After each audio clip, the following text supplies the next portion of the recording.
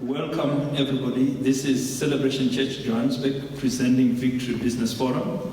We have a wonderful day ahead of us. We are going to have this session where we are continuing where we started last month when we were talking about real estate investment. So we want to go a little bit deeper to discuss this matter and see how we can move from to create wealth using the vehicle of real estate. So I just want to start us off by talking to God and committing this session to God. So Father, we thank you as we come before your presence, as we investigate this matter of real estate investment, as we discuss, as we sharpen each other. We ask for your wisdom, for your guidance, for your input and your insight. We pray, Father, for clarity of thought, clarity of expression. We pray that you empower your people for success and for victory. For you, Father, we thank you, we honor you because you are God, you are real, you are working in our lives, and you are empowering your people. In Jesus' name, amen and amen. Amen. So today I am honored to have as our first panelist, a friend of mine, a colleague. We have known each other for years and we go quite a long way. So he is an investor in real estate. But he didn't start as a real estate investor. His main profession is medical. And I have with me Dr. Machichani, Dr. Emmanuel Machichani with me. Welcome, Doc. Thank you, Doc. Thanks for having me. Thanks for the time. It's a pleasure having you. So we want to hear your story. How can a guy end up with real estate investments? Where did this start? What motivated you? My journey into real estate was kind of a trial and error. Mm-hmm. It's a journey which is still in progress. I'm still learning how to do this. We're all works in progress, isn't it? We're still learning how to do this. I started this like most people would do. Your first property is your home. Mm-hmm. And I also got into this a little bit later than most people would have done because of my study, because I was still studying. Mm-hmm. So the first property which I bought was my house, which I was living in. Right. And so I started when I finished my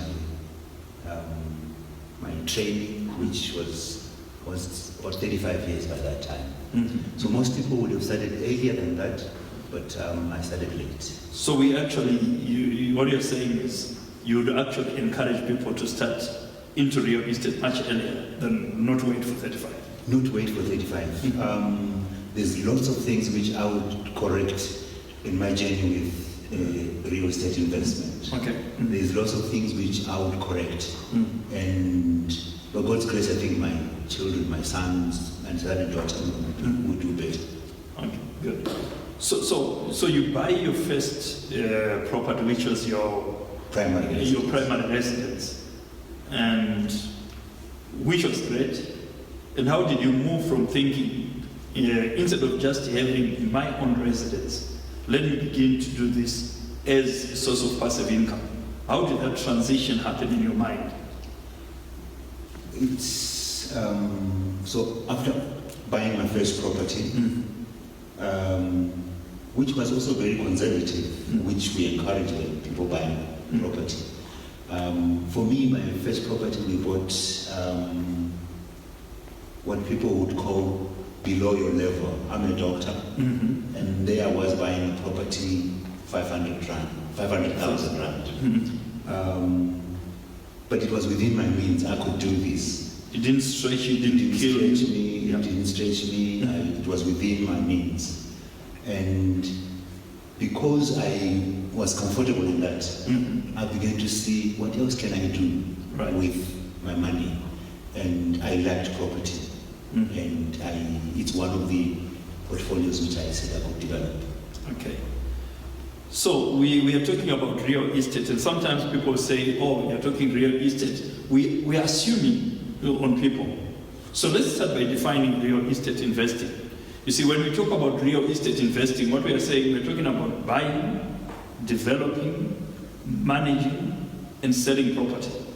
which when we talk of property, we're talking of either land or buildings. for purpose of generating wealth through either income, in other words, you have a cash flow coming to you, or for capital appreciation. So that's what we talk about when we say you are investing in real estate. So talk to us about your first 3 properties. So we got outside my first my primary residence. Me and my wife decided to say we could buy a property for passive income. And we later discovered that it is actually not passive income. The real estate is active. And that's why I was saying in my journey into real estate was where you learn as you go, and there are much more accomplished real estate investors. So the way we decided to buy property was the off-plan. So you are buying off-plan, you find a developer who is developing. The developer was doing something, and we decided to buy off-plan. And why did you choose to buy off-plan? Because of it was easier to enter into that market, the ease of entry into that market. When a developer they are very keen to get you to own the property. They've got people on site to help you acquire the bond, do the paperwork for you. They do the runaround. That time, all they were asking for is, can you find 5,000 or can you find 10,000? Put it down as a deposit, and we'll do the rest for you. And that was an easy entry into that market. Okay.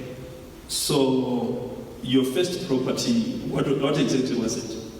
It was townhouse. It was the townhouse? Townhouse. So we looked around close to the area where we live. We lived in Centurion at that time. So we looked close to that place, looking for properties. We found one in Midrand.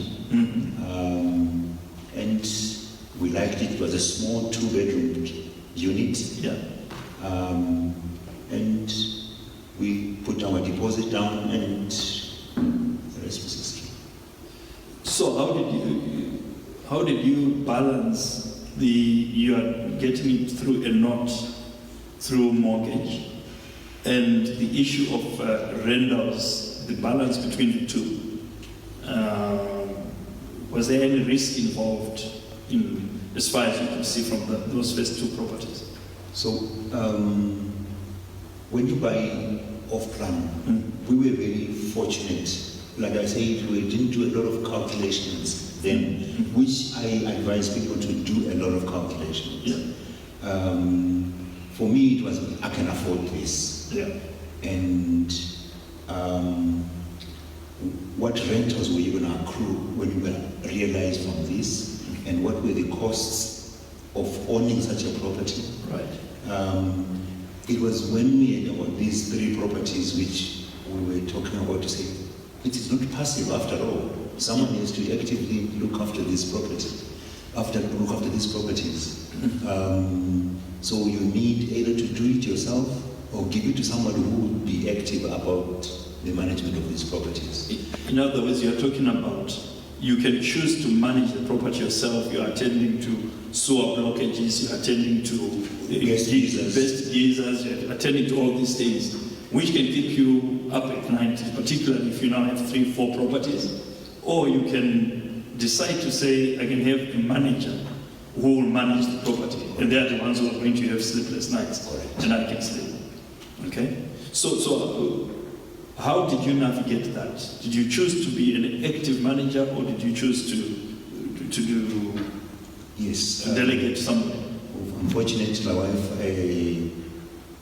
is into accounting, and so she was keen to do this actively. So it's basically we managed ourselves. So, but she does get outsourced. She does outsource a lot of help from she's got a team of people she works with. Yeah. Like you will have plumbers, electricians, and she's managed to develop a team which she just press a button and they attend to anything which needs attention. Okay. So just to give us perspective of your journey, so you started with this 2-roomed apartment, and what was your next property? I just want to have a view of your portfolio, the kind of things. Are you still just 2-roomed apartments, or you have developed into something else? How does your portfolio look right now? For us, it was, we were buying to rent out. Mm-hmm. This is where we were saying we are building for the future. We're not in for quick money. Mm-hmm. So we were building in for the future. So we were buying it what was easy to rent out. Mm-hmm. We found 2-bedroom units easy to rent out. Mm-hmm. Sometimes you get temptation. It's 4 bedrooms. There is 1 bedroom. We were saying the middle ground was easy for us. We bought close to where we stay so that we can always pass by and see the property, the units, so that we can monitor what's going on there. Right. So the navigating between from there, we stayed in that residential region. Okay. So we still in residential. So all your units are 2-bedroom? 2 bedrooms. There's 1 3-bedroom. Mm-hmm. But we also got a holiday home, which I'll talk a little bit about. Yeah. I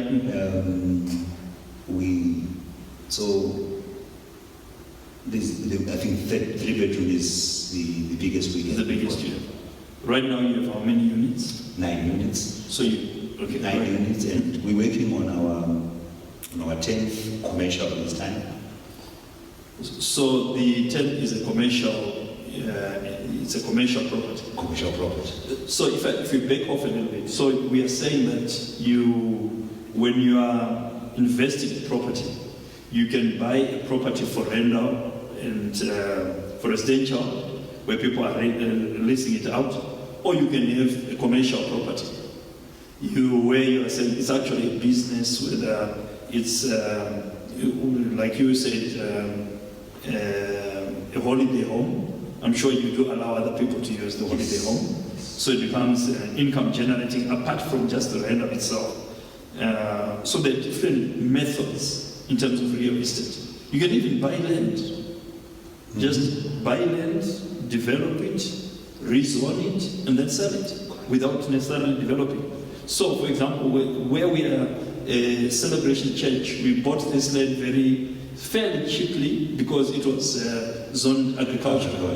But now, because we knew that the city was developing this side, and now the city has developed, so we are now rezoning it.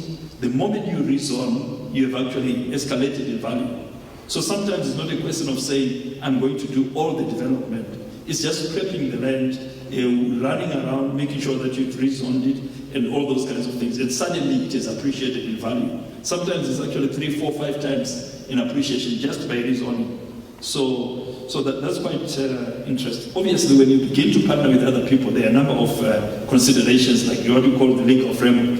For example, if you do it as individuals, you know that if you are married in a marriage of a community of property, it means that if there is a divorce or something going on, it's going to affect that investment. So you need to think through those and be advised, but also you can say, okay, let's come together as a team and create a legal structure or even a corporate and invest as a corporate. And the beauty of that, though, is that you can, you start now and you're saying, look, we can't afford individually, but together let's do this. So you do it, you get this one unit, the next time the next unit. After a few years you can actually separate and say, you know, we now have 10 units, we are 5. You get these 2, you get these 2, and each one is standing on their own. Yes. So there are so many ways of entering into this. Actually, it reminds me, when we were in Zimbabwe, we did a similar project. We just gathered 4 guys, and we bought a property, we renovated it. We bought it, I think, for about $80,000. We put in about 20,000 renovation, and we sold it about 3 months later at about $150,000. So then, initially we intended actually to go further and go to the next unit. Unfortunately, this is why I want to bring this because of the issue of partnership. Yes. That you need to have some vision, you need to be together to know where you're going. So what happened with us is that 3 months after we were done, somebody said, well, let's just do a revaluation and see, let's see what's the value. We did the value, and we saw that it had grown up by about $50,000. So one time we got a call from the wife of one of our partners saying, 4 big guys, you can't dispose a property. We want our money back. So our investment horizons were completely different. Okay. And so we then sold, and unfortunately, 2 months later, the same property sold for $200,000. So it's important to discuss this when you're partnering. Yes, especially when the time zones, the time frames which you're working with. And property is, you need patience with property. You need to be in it for the long haul. So there's where you hold on to property, like what we do, me and my wife. We buy and we don't sell.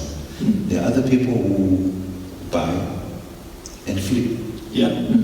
So they buy the unit, they fix it up and sell it. And they do this over and over again. And that's how they accrue their profits as a business. Yes. So there are different ways of doing it. I think that's important because you want to give people options. So you can get a property. If you are, again, it's important to know what exactly you're doing.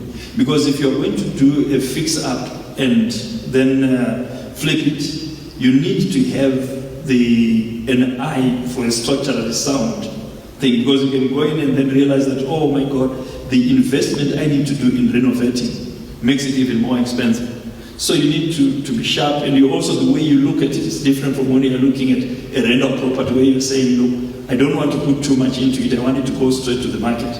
So if you are going to go this route, you need to be sharp enough in order that you have a good team that can renovate as quickly and cheaply. Because if you don't manage those costs, it also becomes a problem. But people are making money by flipping properties. Yes, they do. And you need to, like they always say, look, in real estate, location. If you are in a good location, even if you buy one of the rundown houses in at location, so you need to be able to say, I would rather buy a bad house in a good location than to buy a wonderful house in a bad location. Yeah. So that you can accrue the value of the property, and or you can fix it up and get to the same level as the other properties. Yeah. I think that's beautiful. I think the other thing that we need to think about is that when you compare real estate investments and other investments, real estate has an advantage to say financiers, bankers, they treat it much better. They are much kinder to you. They're much kinder to you in terms the security. The property itself is its own security, and so you can basically use other people's money to grow your own portfolio, which is different from stocks.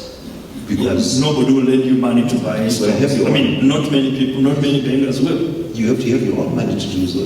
So this is a good entry into growing your own wealth. And it is powerful leverage. Yes, very powerful, because once you get property, you can leverage on the same property to get to the next one. Yeah. So your previous successes propel you into the future. So once you got your grasp on residential, you can now play a game with them to go to commercial. And this is what exactly we are doing now. Yeah. Oh, you're doing. We're using our portfolio to show our ability to manage this, Yeah. to show, and this becomes security when you go to the next. So, talking of tenant challenges, what are we are moving towards closing our discussion, and what kind of challenges have you had in terms of tenant challenges in the just generalities? Yes. We've had people who stay in our apartments who have been paying well, and the economy changes, or their economic situation, their employment, they get retrenched and they can't afford to pay. And we've had people who would stay, and now for some reason, whether it is unwillingness to pay or they overstretch themselves, and we have to get lawyers to get them out of the premises. Yeah. And that's a lot of work. So and we know it. Sometimes there were red flags way before they got into the property. So right now we know it for sure. If you have got red flags on you, we may not be able to give you our property to stay. It is important to do your due diligence, credit checks. Excellent. And so what would you give as key insights from your journey with real estate? I mean, I want to start and I want to get in there. What are the things that I should avoid? Like I said, I was not the ideal. So let me change the question a little bit. You said when you started, you said that there are things I would have done differently. So tell us, what would you have done? What is it that you would have done differently? I think knowledge is key. Knowledge is key. I think I would have studied a lot about real estate. So it's a business you need to know about. You need to know your product. You need to know what you're going to be selling. So, and how you're going to sell it. Who is your customer? Who is your client? So I would have learned more about real estate. Sometimes you may even have to do a real estate course. Yeah. And to see how do you get the property. Okay. How do you dispose the property? So learning is key. So it's important to upskill yourself. Yes. And the next thing which I would do differently would also be to get partners to work with. So you wouldn't want to do everything on my own. In some cases, you want to partner. Yes. You know, this is powerful, Doc, before you go on with that. Because many people don't realize that a lot of the major malls that are done, or whether it's major hospitals, it's actually partnership. Even these insurance companies, they don't go in alone. They share the risk. They say, let's go together. They find partnership. But often we want to go solo. We want to say, I want to own 100%. I own this. And so, but you also take 100% of the risk. So I would have, one of the things which I would change, which I am still doing now, is to partner with other people, like-minded, and we invest in property. And the next thing which we're talking about is buying them cash. Yeah.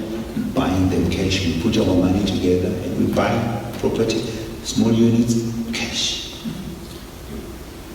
Wow. So would you, after these many years of investing in property, do I still have appetite for it? Yes.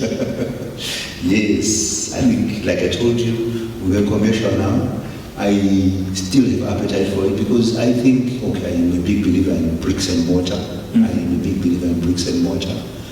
That it is different from paper investment. I do have portfolios with the stock exchange. Right. And the idea is to be diversified, to be well diversified. And I still believe in property. So property has lots of advantages. For example, you have regular rental income, you have capital appreciation, your balance sheet goes strong, it's low investment volatility. You know, when you look at the stock exchange, you're always concerned, you're saying the market is going up and down and so on. But with real estate, it's stabler, it gives you less stress in terms of the underlying investment. And obviously you know that because there's a finite supply of land.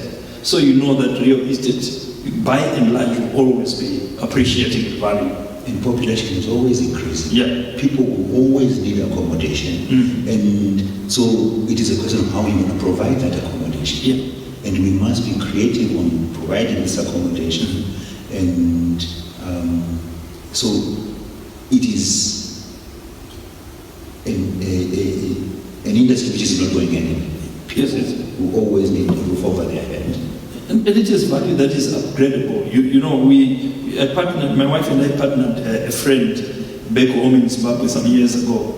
We bought a freestanding house in Newlands area around Harare. It was 10,000 square meters.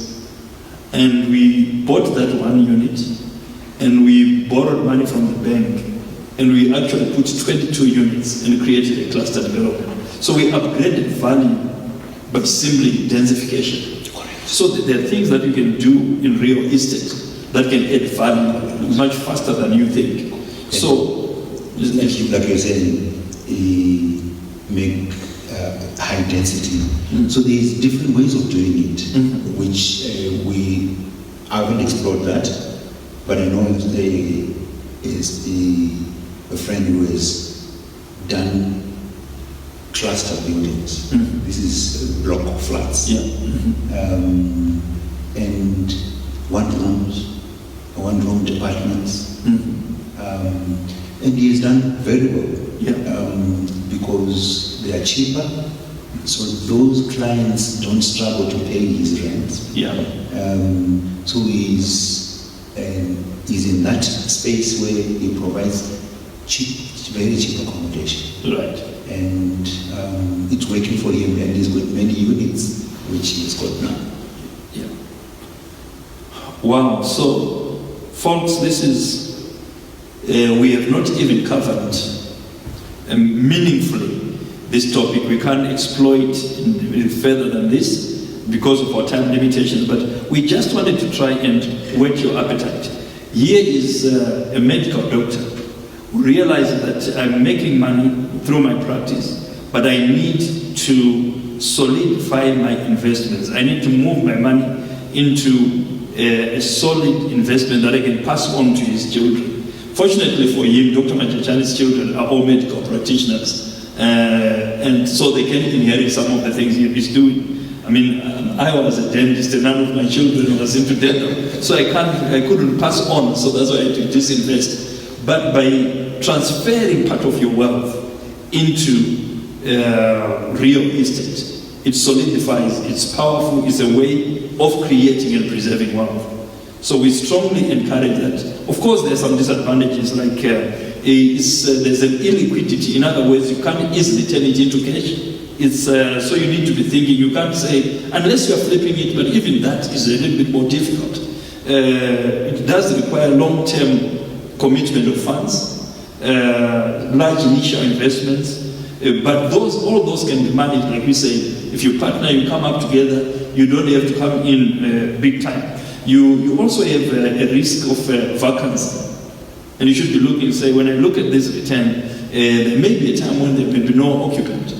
It's a business, so there's some risk. But still, we believe that real estate is one of the major ways of preserving value and creating value. And we encourage it. So your last parting shots, Doc, to encourage our people to go for this, particularly from a Christian perspective.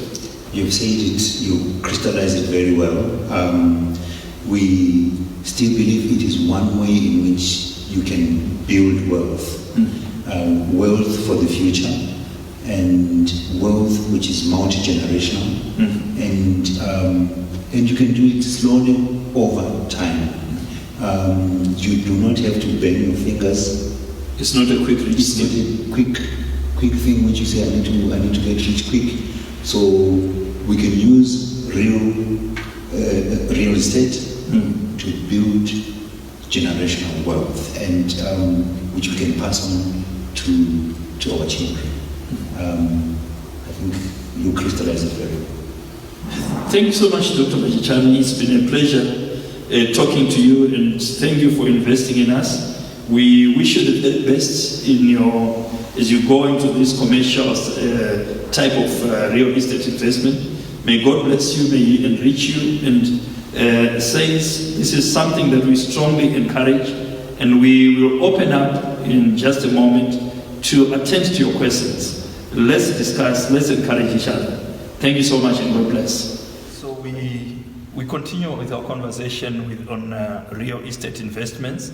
And we started last month talking about real estate investments, the opportunities, what we need to do, the processes, and so on. But today we want to zero into investing, not in your primary residence, but investing in rental properties, whether it's commercial or whether it's residential, how to do it. And with me today, Mr. and Mrs. Makunike. Brian is invested in some properties. He has some experience. He will tell his stories and the journey he has walked. And then we have Tess, who is an estate manager, who will talk to us about various aspects of managing your rental property. So welcome, Brian, and welcome, Tess.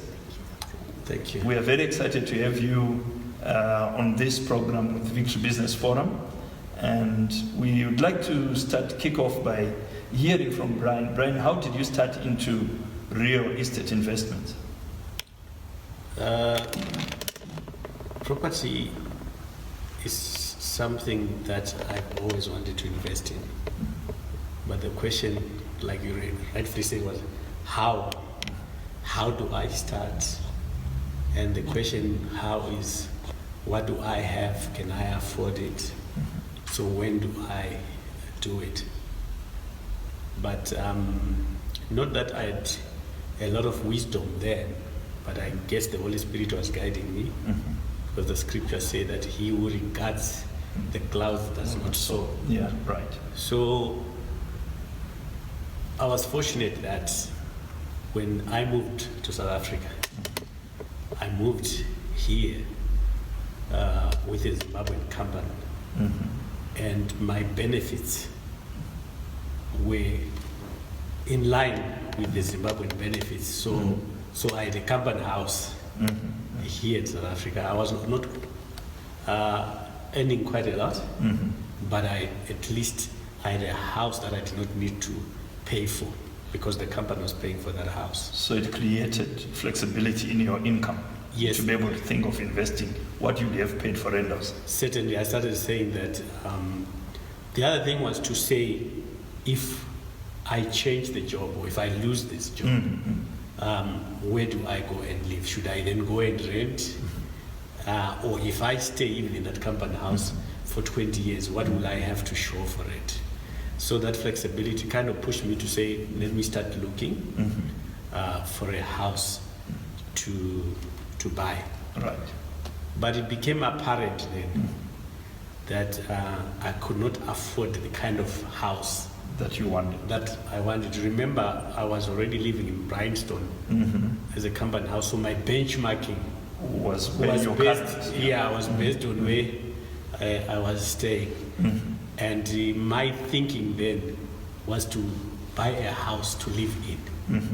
You were not thinking in terms of investment, No, you're thinking not that what moment. is ideal for me at my level. Yes, if I'm to move my family from the house that I was living in, which other house would I move in without lowering the standards too much? Yes. Or without having me feel that maybe I've gone lower than I was. So that was the thinking. So when I started looking at the properties, that's when I found out that I could not actually not afford the kind of house that I was living in. But,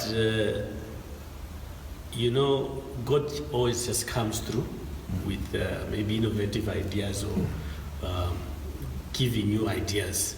Because then what happened is we started to look, and I was looking all the time. It was like I was focused on looking at houses. So your mind was made on property investment, so you are now on the market, you are searching, and ideas and things are coming up. Yes, because now every time I was checking, if I buy a newspaper, I'm just checking at the properties. Weekends, Sundays, I'm just driving around to go to the shops. That is Sundays after church, right? Sundays after church, yes. The show days, Sundays after church, well, they are designed that way. The show days. My wife was not yet in property at that particular point, but at the same time, but she had a friend who was already in real estate. In real estate. So we started checking. That's when I came across an interesting property. I came up.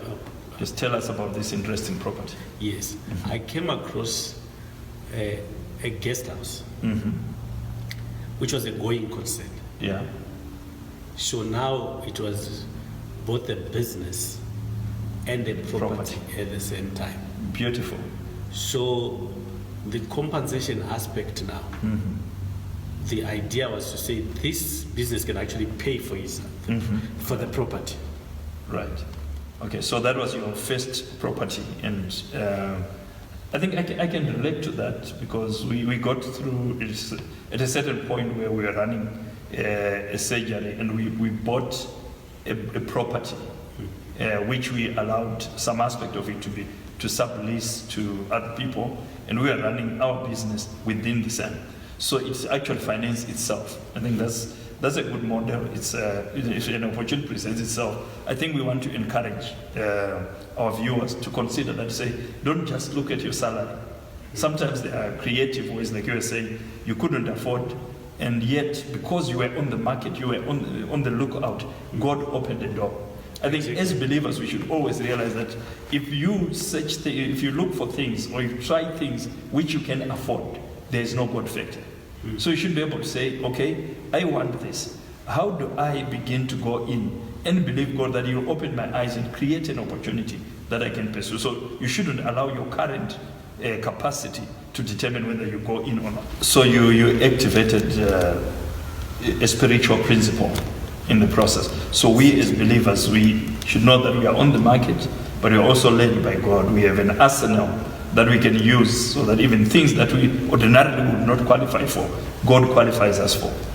Yeah, you see, the lessons that I learned from there is like, God gives you the desire, but often we go before God, we leave Him now. And we want to do our own thing, we are scratching our heads, we are doing this, then we leave our wives who are supposed to be our partners, we leave maybe pastor and elder or a brother in church who is supposed to be to help us. Yeah, because these things they have already been given to us spiritually. But to make them manifest, there are certain principles that must be followed. Yeah. Okay. Excellent. So I think we are close to running out of time. So, but I want to hear from you a few critical. Number one, I just want to know. So after this property, let's move to how you closed on that deal. Tell us a little bit about your portfolio and the kind of things that you are doing. Okay. This eventually, like I said, after a year, we did that. Then the people said, okay, there are people that are buying the property now. It's already done. But it wasn't. Then the lady who was selling it initially called and said, these people, I think they are now desperate. You can offer anything. But I found out she no longer had the mandate. So I went to find my own realtor. And we went to negotiate. I said, this is now my realtor. Go and negotiate for this property. Now at the inside that they were now desperate. So I went in even much lower now. My than offer, the original? Yeah, I think it was even 200,000 lower. Wow. Than the original. Then it was now accepted. And I got it. It was really a good thing. Wow, praise God. So that's your entry. I suppose we took longer because when your first property. Now talk to us just briefly to say, what's your portfolio like? And what are the key lessons that you have learned that somebody who wants to get into property would learn? We have about 5 minutes for you to just talk to us briefly and sharply. Okay, currently with 3 properties. It took us a bit of time because from learning from the other one, yes, we knew that God can give to us, but we also now have learned to be presumptuous. Yes. So the second one, it had some interesting story again, in that we went to offer from a distressed. It was a distressed marriage kind of situation. So the property was quite low. It was below market value, and we thought we've got it. But for some reason, everything was being delayed and delayed. When we went to follow up, we found out that someone had just put our file in the drawer.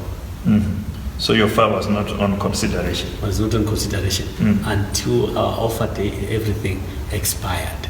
So these things are critical, that you offer, but if you relax and you are not praying things through, mind you, we are taking territory when we're taking property. Yes. So the devil is working against it. So it's a spiritual exercise. We need to stay in faith and fight for it. I cannot overstress that point, that from the first one to the second one, there's always something militating against. It's almost like it's something that if your father never had a house, it's like this stronghold that you want to break through, and breaking through is not easy. Yeah. But it's not done physically, it's done spiritually. Right. Although you see the physical manifestation. So what I really want to underpin is that understanding that it's a spiritual exercise.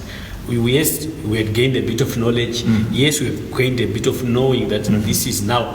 It was clearly for investment, that one my family could not fit in. It was small, I didn't quite like the area, but the price was right. The moment we were going to pay for it, automatically even the person that was going to move in was going to pay for our mortgage plus more. Yeah. So we were excited about it, but it never went through. Then when we found out now we needed to go and fight with the lawyers of the realtor, we took it to the brothers in the church, because we used to pray every week. We brought the papers and we prayed. The prayer precisely was that God, hold this one. If it's for them, you hold it until they get it. But if it's not for them, hold it until they get the one that you want them to get. So what then happened was that property was number 29, well, so not as well. Then we went to offer another property. We only found out when we were signing for it that it was also number 29, that one in Vlaju. Okay. Much better, much more expensive. I think it was 400,000 rand more expensive. Yeah. In a better area, in a what? But wait, it was more of a stretch of faith. Yeah. We knew this was the answer to that, then we got that one. Okay. Wow, that's good. So I think what we see is that Lent is spiritual. We go in spiritually. We have to be aware that Lent is contested, because every Lent that is acquired by a believer, you are actually getting property from the devil, and he doesn't like that. So believers should know that any transaction to acquire land is spiritual. And I think we are about to close this section in terms of talking about this. But I wanted to say, sometimes you can also make mistake with real estate. For example, I think one of the mistakes that I want our audience to avoid is, number one, we had some property, and we took that property, we sold it to finance a business. Now, real estate is a safer investment and appreciates better than a business. Business is more riskier. So we risked a safer, better appreciating investment for something that was risky. And we actually lost that business, and we lost the value from our balance sheet. So one of the things that I want to encourage is to say, unless you actually have a portfolio that is significant, and you say, this, I want to risk it for this purpose, it's not wise to underwrite a new venture with your real estate, because you are taking a safer investment and you are putting it at risk, at a higher risk. So I think it's one of the things that I want to encourage people not to do. The second mistake that we did in real estate is after we disposed of that one we were talking about, there's a point where we actually put our own home, which we bought free of any financing charges or any financing, but we mortgaged it to be able to finance a business. And the business failed, but now our house was under threat. So the second principle that I want to just emphasize is to say, I believe it's a mistake to use your primary residence as a mortgage. I know financiers, they want that primary, but for the very reason they want it is one reason why you should avoid putting it at risk. Now I want to turn to Tess for a moment. Tess, when I have a property, I can manage it myself. I can have somebody else manage it. Do you want to talk to us about the pros and cons of managing my own real estate property? Yes, maybe let me first start by describing what is property management. Right. Defining what is property management. So property management mainly is the day-to-day running of the property, not just the building, as well as the occupant, which is the tenants mostly. So running around, getting tenants, for example, you vet the tenants, Right. you find out if they really work, are their papers genuine, do they get a salary, what's their income like, who do they stay with, how many people stay in the property. Yeah. So you want the right tenant for your property. And what's their history? They may have caused problems in the past. Yes. So we have a program called TPM, which most agents use, where you put in the tenants' details, where they work, their phone numbers, and it brings up all these things. If they have a judgment, if they've skipped payment, it actually tells you that they skipped payment. If they even paid their editors account late, we actually have access to this information. This is when management actually manages the property. Yeah. Management is either an individual, or it's a firm itself that's managing it. Besides finding the tenant and advertising for a tenant, we also manage the property. So what do you mean by managing the property? Okay, so the property comes with its bills, for example. It's got the levies and the rates and taxes. So most people, they don't want to run around and get money and the money comes later. They want to pay their bond and then they want to pay levies and rates and taxes late. So we make sure that it's paid on time. Yeah. So our leases actually say you have to pay by the 1st. Right. And there's consequences when you don't pay by the 1st. So when the money comes in, we then pay out all the bills for the owner while the owner is relaxed at home. Yeah. And we then give them what the balance of what they've paid for. Okay, so, and also the building itself. It may need a plumber, it may need electricians, so that also we manage by getting tenants. So if I have my own property, let's say I have 3-4 properties, so it means the tenants can call me when there's a leakage, when there's a blockage, when all these kinds of things. Yeah, I can do that, or I can allow you to do the runaround and I don't have to get a call at 1 a.m. Yes. Oh, we do get those calls. So the tenant mainly phones us. So we actually representing you. The tenant does not phone you at all. Yeah. So if it's a lease for a year or two, we in control throughout. All you get is your money at the end of the day. So we are up, if we have to be up to actually see if there is a fault, that the tenant is not playing games. Because you find that there's tenants who say, oh no, I'm not paying you rent because there's a leak. Or fix the rails or the wardrobe, the hinges are coming down. So we make sure that all that legally is in place. Because the law does say you still need to pay your rent, because the bond has to be paid at the end of the day. Right. So we run around and we make sure that all is done. If the property needs painting, we get the plumbers in, we get the painters in, and we also talk to the tenant. Yeah. So you don't have to knock and make an appointment with the tenant and say we need access in. We're there to do that. You do all that. Yeah. So you talked about due diligence in terms of the tenant. Why should I do due diligence? I mean, I want money. If somebody comes and they say, here's money, I'm ready to pay, I want to get into your property. Well, why due diligence? Why do you go through all that process? Or is it a way of you guys just trying to say, we do these things, so you need it, and I'm going to, so that you'll be paid? So what's the point of the due diligence? Well, it's actually exciting to manage your own property, especially if it's a small portfolio like 1 or 2. But you will then get stuck and still phone us, especially when you don't have time to be showing the property. So the property is empty, you're at work, we have the key, give us keys, we go in, we show the property, you don't have to be there. Yeah. And sometimes what I do personally, I like to go to my tenants' companies or where they work, just make sure they work. Yeah. I kind of try to make an excuse. I say, listen, I'm coming to sign the document. I don't have it with me because I feel something's not right here. Yeah. So I go and I represent you. I get it signed. I do what is called a credit check. Yeah. On your own, Yeah. you don't have access to do credit checks. Yeah. But I can make sure that this person pays. There's money in the bank. Can they Great. do a deposit? Yeah. So I hear that, but I can ask you to, as an estate agent, to just get me a tenant. You do all that. So I'm talking about how about the day to day to say, why should I need a property manager for my investments property? Okay, so from day one, when the tenant moves in, okay, so we're finding the tenant for you. We're doing the adverts for you.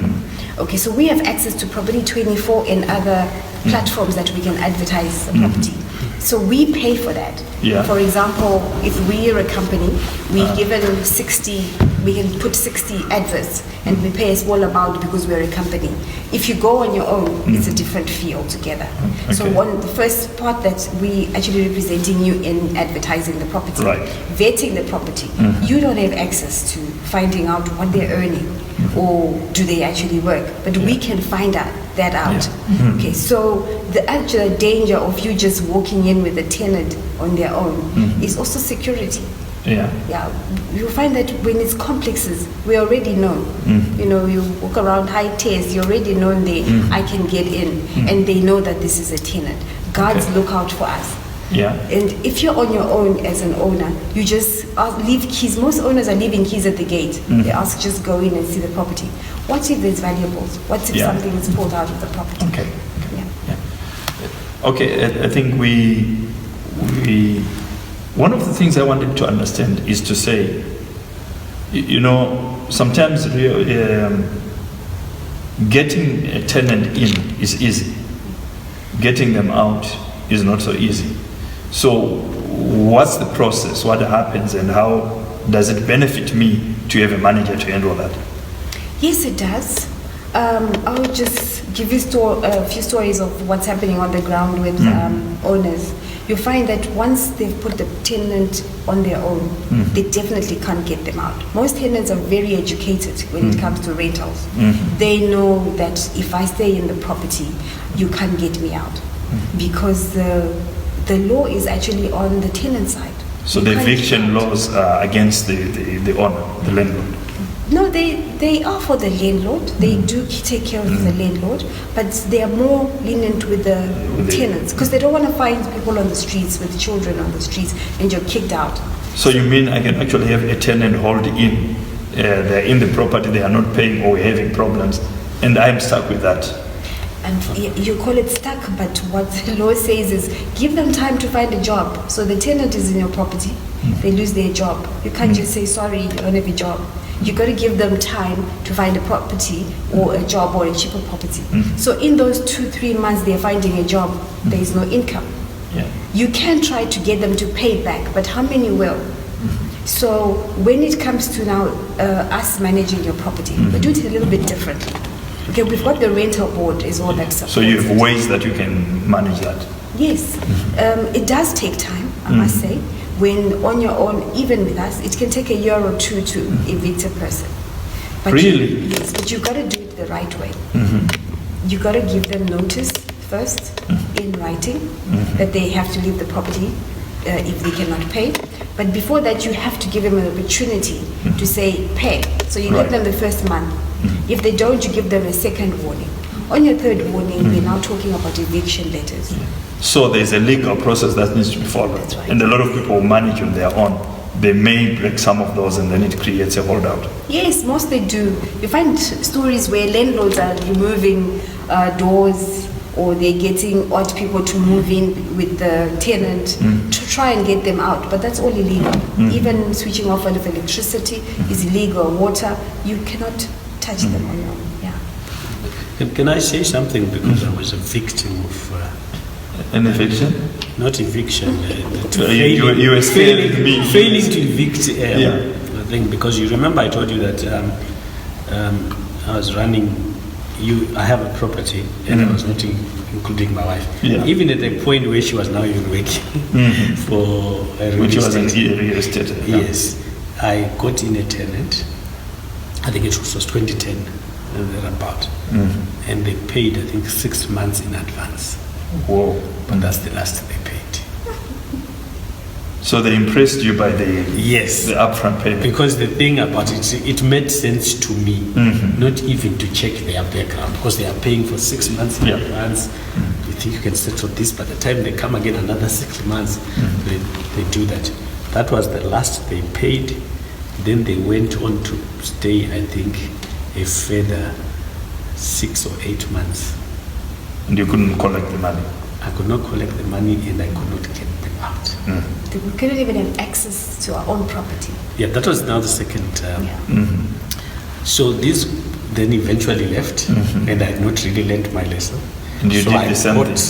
someone else who paid. Those ones they paid, I think, 3 months or so. That time I was living in Zimbabwe. I thought, every 3 months I can come and collect. When you go to that place, they had big dogs like this. They had changed the locks for the gate. There was completely no access. Wow. And they were not paying. And they will not let us in. And those on the rent for about 8 months. The time I eventually came back again from Zimbabwe and I said, today I'm going to go in, whether with the bouncers or not, we're going to break. We broke the chain of the gate, we opened and we were prepared for war. We found out there was no one. They'd left. Wow. They'd left. So- the kitchen was moldy. It needed to be pulled down and be thrown away. Everything was bad. They'd put an illegal electricity meter. I had now to write to the city of Joburg to explain what was going on. They'd run up the water bill. The things that this thing of due diligence is talking about.